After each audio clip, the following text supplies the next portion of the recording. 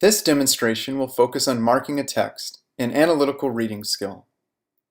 Before we read, we should analyze our writing prompt, our learning objectives, to understand our purpose for reading and to make decisions about the reading skills we will need to successfully read the text.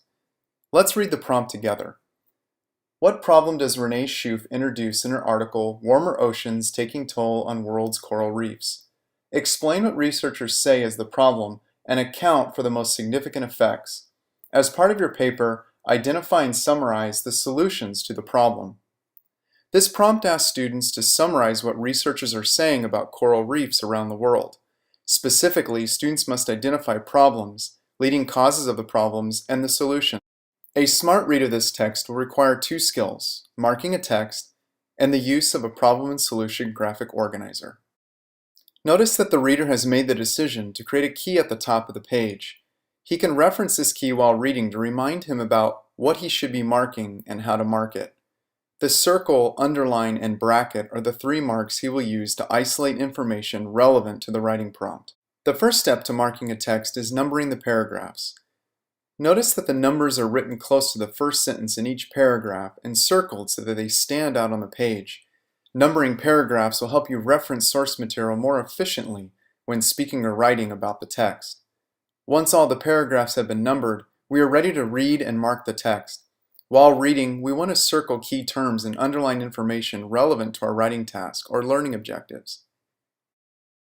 While you read, circle key words and/or phrases that are repeated, related to the main idea, used in a unique way, or relevant to your writing task or learning objectives. It's important to understand that the words and phrases we circle might change from class to class. Your prompts and learning objectives will help clarify what you should circle and, of course, underline in a text. This demonstration shows a reader circling main idea words and underlining essential information about coral reefs. He is carefully reading and rereading each paragraph to make sure that he is isolating information related to the problem. The words global warming and coral reefs are circled because they are essential to the main idea. How can we be sure? We see that the words are related or directly stated in the title. Important words or concepts are often defined, so when we see words that are defined, we should consider circling them. Paragraph 3 introduces the problem. We should underline the problem and look for words that help us understand this problem. In this case, the word bleaching becomes essential to understanding what is happening to the world's coral reefs.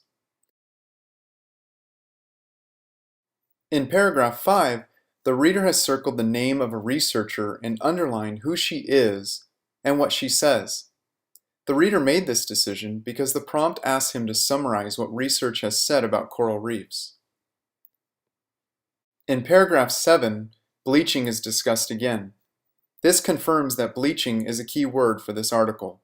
Notice the reader underlines the effects caused by bleaching. This information is relevant to the writing task, so we should underline it. Remember, the writing prompt or learning objectives should drive what you mark. Refer to your prompt, your do what outline, or the key at the top of your article to give your reading purpose and direction. Once you've marked your text, reread what you have marked to ensure you have circled and underlined all of the essential information. What you're seeing is a reader going over his markings and evaluating their importance. Because he has written in pencil, he can go back and erase his markings if he finds he has marked too much or marked incorrectly. As he reviews, he makes connections among ideas and tries to summarize the main ideas based on what he has marked. You can see that he is drawing arrows to visually connect ideas. This is a smart way to reread. Finally, the writing task requires the reader to go back through the text and bracket evidence or supporting details. This information can be used to explain how the author supports her ideas. Evidence or supporting details can be anywhere in a text. Use brackets to isolate the evidence. You can draw brackets around sentences or draw a large bracket around an entire paragraph if the entire paragraph contains supporting details. Let's review what we have learned about marking a text. How do we mark a text? What are the steps? First, use your prompt or learning objectives to guide what you circle and underline. Second, number each paragraph. Third, circle key terms or words relevant to the reading task. Fourth, underline claims or other ideas relevant to the reading task. This fifth step is appropriate when working with students in the classroom. On the Marking a Text Skill in Action page, you will find these instructions as well as additional resources like strategy guides and activities. Now it's time to apply your knowledge. While you watch this review, identify each step as it occurs. What is the reader doing? Why is he doing it?